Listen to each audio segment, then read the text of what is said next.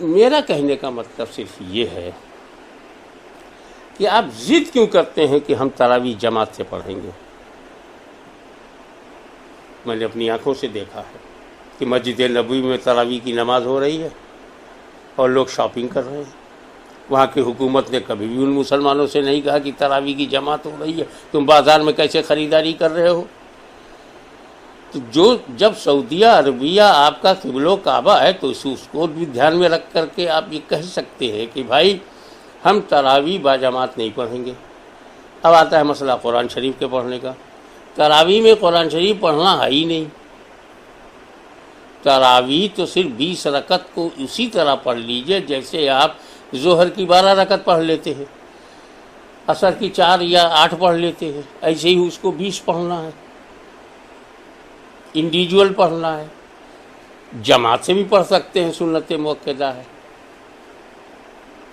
لیکن اس میں پورا قرآن سننا تراویح کا حصہ ہی نہیں ہے.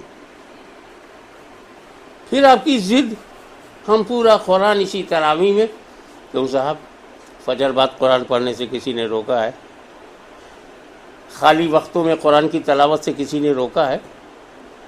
اس وائرس کے زمانے میں تو آپ کے پاس وقت ہی وقت ہے کہ پورا قرآن ایک ہفتے میں ختم کر لیجئے. قرآن پڑھنا اور سننا ایک الگ عمل ہے، اور 20 رکعت تراویح کو باجماعت پڑھ سکے تو باجماعت، ورنہ چھتوں پہ بھی جانے کی ضرورت نہیں ہے. عورت الگ، مرد الگ، سارے عاقل و بالغ الگ الگ نماز پڑھ سکتے ہیں.